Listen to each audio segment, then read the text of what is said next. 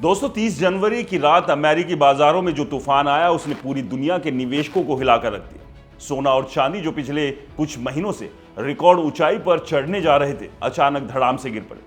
30 जनवरी 2026 को चांदी में 30% से ज्यादा की जबरदस्त गिरावट आई। 1980 के बाद सबसे बुरा दिन, और सोना भी 10 से 12% तक लुढ़क गया। भारत में भी इसका असर दिखा। चांदी 67,000 रुपए प्रति 10 ग्राम के आसपास छूकर नीचे आई। 1 किलो चांदी का भाव 3,32,000 तक गिरा और सोना भी 15,000 रुपए की गिरावट के साथ 1,54,000 के स्तर पर पहुंच गया। लेकिन शाम तक थोड़ी रिकवरी हुई। सोना 3% ऊपर चढ़ा, 1,64,000 के आसपास ट्रेड करने लगा। दोस्तों ये कोई छोटी मोटी गिरावट नहीं थी, ये बाजार का एक बड़ा धमाका था और इसके पीछे की पूरी कहानी अमेरिका की राजनीति और फेडरल रिजर्व की कुर्सी से जुड़ी है। असल ट्रिगर था डोनाल्ड ट्रंप का फैसला। उन्होंने जेरोम पॉवेल की जगह केविन वॉश को फेडरल रिजर्व का नया चेयरमैन नामित कर दिया। पॉवेल जो ट्रंप के पहले टर्म में भी उनके द्वारा ही नियुक्त किए गए थे, लेकिन कभी उनकी बात नहीं मानी। ट्रंप लंबे समय से चिल्ला रहे थे, ब्याज दरें घटाओ घटाओ, ताकि टैरिफ की वजह से महंगाई का बोझ कम हो और लोग आसानी से लोन लेकर खर्च कर सकें। लेकिन पॉवेल ने साफ इनकार कर दिया। जनवरी 2026 में फेड ने ब्याज दरों को 3.5 से 3.75% के बीच रखा और कटौती नहीं की। ट्रंप भड़क गए, धमकियां दी, जांच की बात हुई, लेकिन पॉवेल नहीं झुके।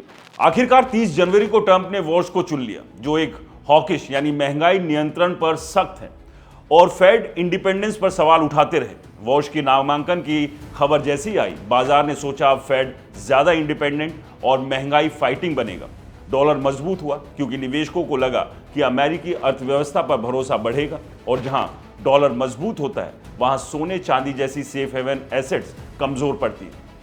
पहले सोना 5500 से 5600 डॉलर प्रति ऑन्स के रिकॉर्ड पर था क्योंकि ट्रंप की पॉलिसी और फेड पर दबाव थे। लोग डॉलर से दूर भाग रहे थे, लेकिन वॉश के आने से वो डिब्समेंट ट्रेड यानी डॉलर कमजोर होने का सट्टा टूट गया। नतीजा सोना 11 से 12% गिरकर 4700 से 5000 के आसपास सेटल हुआ, और चांदी तो 30% से ज्यादा लूट गई, 78 से 80 डॉलर के स्तर पर।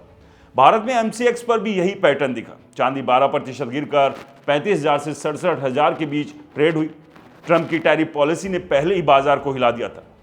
वस्तुएं महंगी हुई, महंगाई का डर बढ़ा।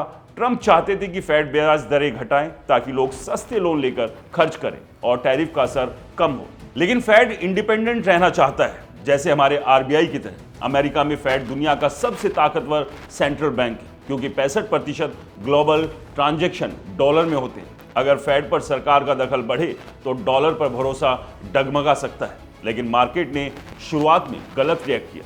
सोचा कि पॉवेल हटने से डॉलर कमजोर होगा, सोना चढ़ेगा, लेकिन वॉश हॉक है तो उल्टा हुआ। डॉलर मजबूत, सोना चांदी गिरे। फिर भी गिरावट के बाद रिकवरी आई क्योंकि मार्केट समझ गया कि ये सिर्फ एक व्यक्ति की टसल नहीं बल्कि फेड की इंडिपेंडेंस पर बड़ा सवाल है। वॉश क्रिप्टो फ्रेंडली भी माने जाते हैं, तो कुछ एक्सपर्ट्स कहते हैं कि क्रिप्टो और अल्टरनेटिव एसेट्स में फिर तेजी आ सकती है। लेकिन फिलहाल सोने चांदी में गिरावट मुनाफा वसूली और पोजीशन कवरिंग से और तेज हो गई। दोस्तों 6 ट्रिलियन डॉलर का मार्केट वैल्यू कुछ ही घंटों में साफ हो गया। स्टॉक, गोल्ड, सिल्वर सब प्रभावित हुए, लेकिन सपोर्ट लेवल से बाउंस हुआ क्योंकि लंबे समय में ट्रंप की पॉलिसी से महंगाई बढ़ सकती है और सोना फिर चढ़ सकता है। दोस्तों ये घटना सिखाती ग्लोबल मार्केट कितना इंटरकनेक्टेड है। अमेरिका में फेड चेयर की एक कुर्सी बदलने से भारत तक सोने चांदी के दाम हिल जाते हैं। निवेशकों को पैनिक नहीं करना चाहिए, जल्दबाजी में ना बेचें ना खरीदें। रिस्क है तो इश्क भी है।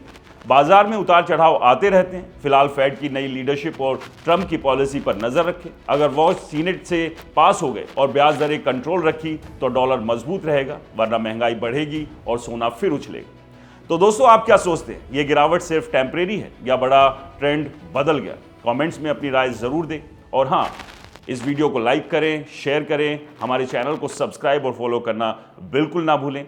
और दोस्तों ये वीडियो सिर्फ जानकारी के लिए है, निवेश की सलाह बिल्कुल नहीं है, इसलिए कहीं भी निवेश करें तो सोच समझ करो, किसी फाइनेंशियल एक्सपर्ट से सलाह लेने के बाद ही करें। नमस्कार।